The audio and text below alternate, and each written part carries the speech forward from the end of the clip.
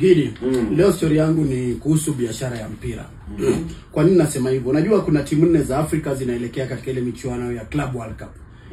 Do you know tunawakilishwa na Sundown, Wydad Casablanca. Sundown ya South Africa, Wydad Casablanca ya Morocco, alafu tuko na timu ya Al Ahly ya kutoka kule Misri.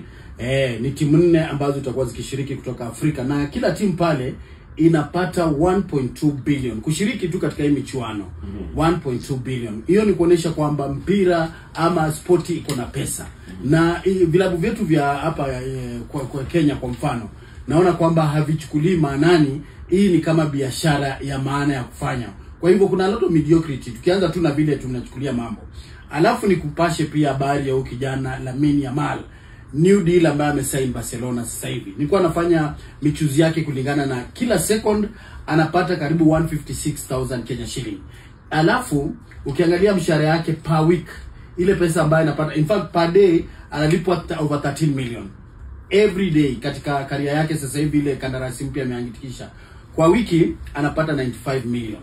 Huyu ni kijana ambaye ana miaka 19 peke yake. Alafu ukiangalia mshahara yake per month ni 412 million. Kwa hivyo kwa nini nasema hivi? Nataka kusihi vilabu pamoja na wazazi ambao watoto wao wako na talanta waweze kuwasaidia, kwa sababu talanta pia inalipa na pia ni ajira muhimu sana, a straightforward way of earning money. Kwa hivyo leo ilikuwa ni zungumzie vilabu vya hapa nchini na wachezaji pia wachukulie mambo yao serious ya mpira, kwa sababu tunafanya ni kama mpira ni kama hobby. This is a very big business. Kwa hivyo tuweze kuwa serious na mambo ya kabumbu hapa nchini.